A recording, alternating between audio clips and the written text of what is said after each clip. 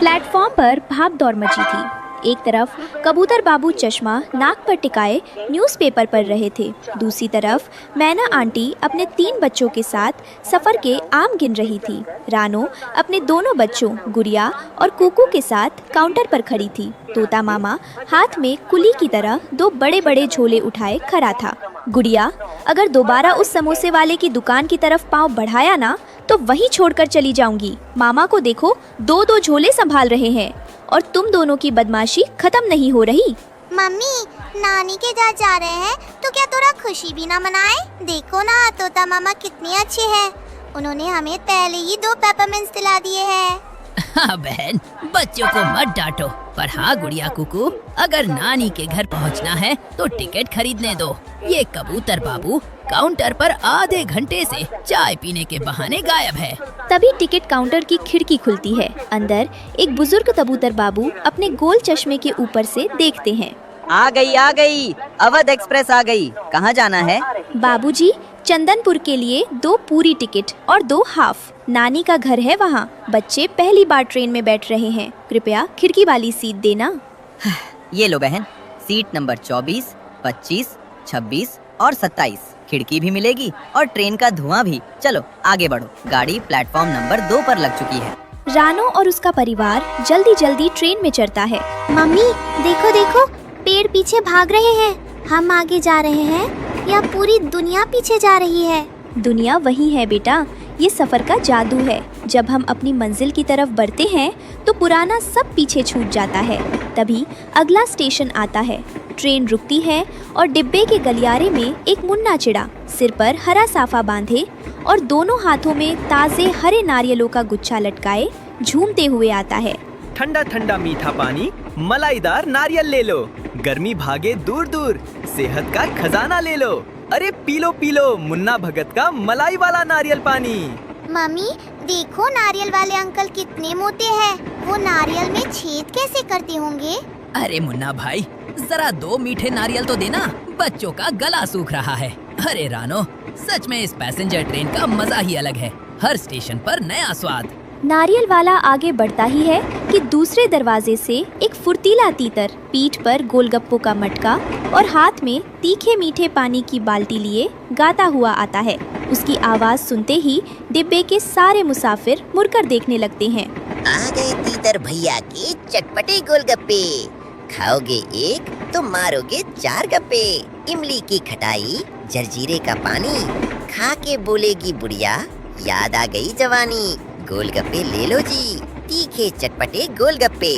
नानी के घर पहुंचने से पहले ही मुझे तो गोलगप्पों का पानी पीना है।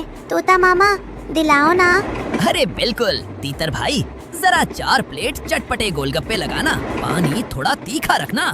सब लोग खाने पीने में मस्त थे। तभी ट्रेन के डिब्बे में एक शख्स का प्रवेश होता है।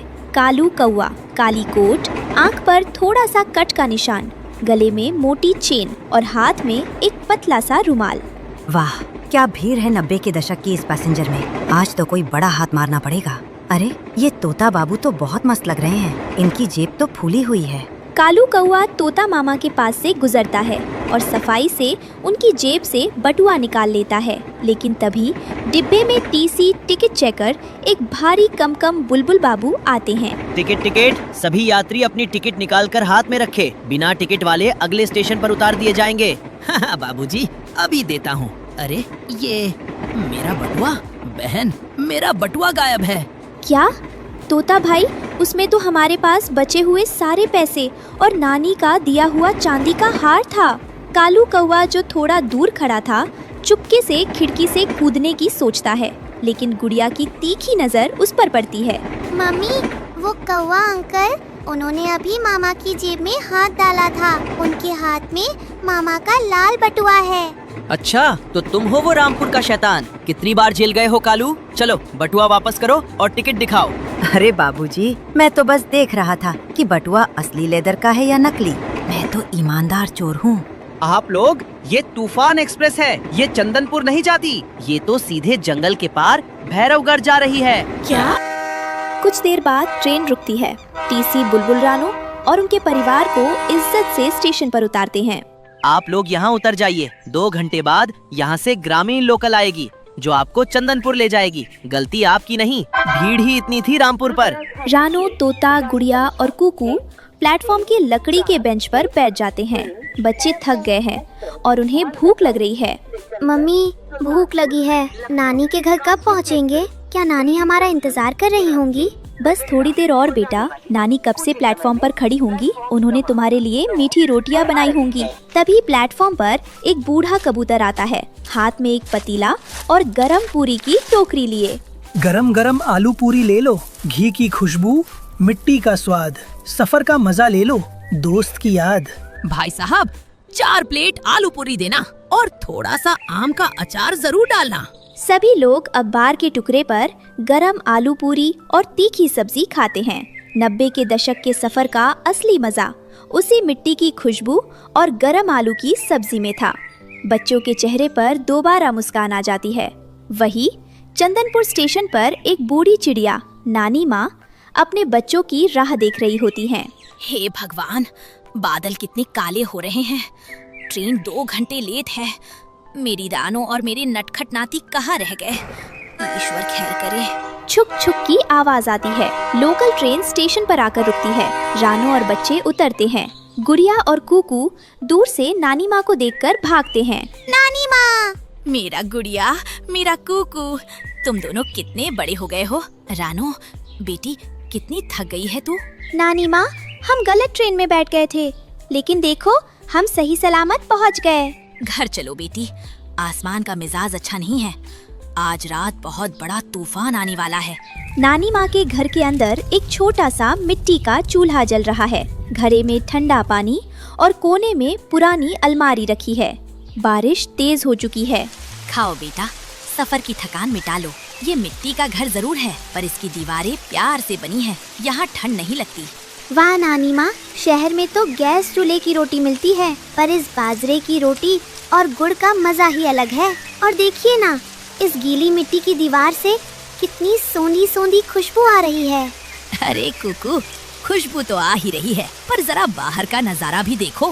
रामपुर स्टेशन पर अगर वो गलत ट्रेन ना पकड़ते तो आज नानी के हाथ की ये गर्मा गर्म रोटी और गुड़ कहाँ नसीब होता। क्यों रानो बहन? अचानक दीवार पर बिजली की तीखी रोशनी पड़ती है। बाहर से एक डरावनी चीख आती है। बारिश के तूफान के बीच 2 बड़े साए आसमान से मिट्टी के घर की छत पर गिरते हैं। धम! मम्मी, बाहर हवा बहुत गंदी आवाजें निकाल रही है। ऐसा लग रहा है जैसे कोई खिड़की के बाहर से झांक रहा हो। कुछ नहीं है गुड़िया बेटा, ये तो बस जंगल का तूफान है। जब बारिश आती है तो हवा ऐसे ही सीटी बजाती है। डरो मत, मम्मी यही है। हे भगवान, ये सिर्फ कुदरत का तूफान नहीं लगता। हवा में एक अजीब सी बदबू है। कहीं वो खूंखार चीले आसपास तो नहीं? मेरी रानो और ये मासूम बच्चे आज ही यहाँ पहुँचे हैं। इनकी रक्षा करना। नानी माँ, छप्पर के ऊपर से घास सरकने की आवाज आ रही है। क्या ऊपर कोई चल रहा है? धुआं हटता है। सामने 2 बड़ी चालाक चीलें खड़ी हैं। भुल्ला चील जो एक आँख से काना है और उसकी बहन माही चील। कहाँ है वो पुराना नक्शा नानी चिड़िया? आज तूफान हमारे साथ आया है और हम खाली हाथ नहीं जाएंगे। तुम दोनों की ये हिम्मत, एक बुजुर्ग और छोटे बच्चों के घर में रात के वक्त घुसाए, शर्म नहीं आती? अरे वाह रानो चिड़िया, शहर से आकर बड़ी बातें कर रही है। नानी, चुपचाप वो जंगल का चांदी का ताज हमारे हवाले कर दो, जो तुम्हारे पूर्वजों ने इस मिट्टी के घर के नीचे छिपा कर रखा है। वो ताज इस जंगल की शान है। तुम जैसे दरिंदों के हाथ में वो कभी नहीं जाएगा, चाहे मेरी जान ही क्यों न चली जाए। तो फिर पहले इन बच्चों का खेल खत्म करते हैं। जैसे ही बुल्ला चील आगे बढ़ता है, तोता मामा बीच में आकर अपने मजबूत चोट से बुल्ला के पंजे पर वार करता है। मेरे रहते हुए मेरे नातियों को हाथ भी मत लगाना। तोता, तेरी ये औकात। माही चील तोता पर हमला करती है और उसे जमीन पर गिरा देती है। रानो को समझ आता है कि सिर्फ ताकत से काम नहीं चलेगा, दिमाग से काम लेना होगा। गुड़िया, कुकू, नानी के चूल्हे के पास जो मिर्च का पाउडर है उसे उठाओ। जब मैं कहूँ माही की आंखों में फेंक देना। हाँ मम्मी, मैं करूँगा। भुल्ला, अगर ताज चाहिए तो पहले मुझसे लड़ना होगा। रानो आगे बढ़ती है। भुल्ला उस पर झपट्टा मारता है। रानो चालाकी से नीचे झुक जाती है और भुल्ला मिट्टी की कच्ची दीवार से टकरा जाता है और मलबे में दब जाता है। गुड़िया, अब मिर्ची डाल दो। गुड़िया पूरी ताकत से लाल मिर्च का पाउडर माही चील की आंखों पर फेंक देती है। मेरी आंखें जल रही है। सफर में उनका दोस्त बना कालू कौवा, जो गुप्त रूप से ट्रेन के बाद उनका पीछा कर रहा था ताकि अपना पाप धो सके, खिड़की से अंदर कूदता है। और मैं हूँ कालू कौवा, रामपुर का सबसे बड़ा चोर। पर आज मैं किसी अच्छे काम के लिए आया हूँ। कालू कौवा और तोता मामा मिलकर माही चील को रस्सी से बांध देते हैं। भुल्ला चील दीवार के मलबे के नीचे दबा हुआ हाँफ रहा है। अगली सुबह जंगल के बाकी पक्षी, कबूतर, मैना और बुलबुल पुलिस को लेकर आते हैं और भुल्ला तथा माही चील को गिरफ्तार करवा देते हैं। रानो बेटी, तुमने और तुम्हारे बच्चों ने जो बहादुरी दिखाई है, उसकी वजह से आज हमारे जंगल का खजाना सुरक्षित है। तुम सभी को जंगल का सबसे बड़ा सम्मान मिलेगा। नानी माँ आंगन में बैठकर सभी को गरम गरम चाय पीते हैं। कालू कौवा भी मुस्कुराता हुआ कोने में बैठा है। उसके हाथ में एक चाय का कुल्हड़ है। नानी माँ, मैंने जिंदगी में बहुत जेब काटी है, पर जो सुकून आपके इस मिट्टी के घर में आलू पूरी और चाय खाने में है, वो किसी बटुए में नहीं मिला। बेटा, जब नीयत साफ हो ना, तो मिट्टी का घर भी महल से बड़ा लगता है। तुमने आज हमारी मदद की। तुम अब पुराने चोर नहीं, हमारे परिवार का हिस्सा हो। मम्मी, ट्रेन का सफर थोड़ा डरावना था। गलत ट्रेन भी मिली, जेब कतरा भी मिला, तूफान भी आया, लेकिन नानी का घर दुनिया की सबसे अच्छी जगह है। हाँ मम्मी, क्या हम अगले साल फिर ट्रेन से नानी के घर आएंगे? हाँ मेरे बच्चों, सफर चाहे कितना भी मुश्किल हो, जब मंजिल पर नानी का प्यार और मिट्टी की खुशबू हो, तो हर सफर रोमांचक बन जाता है।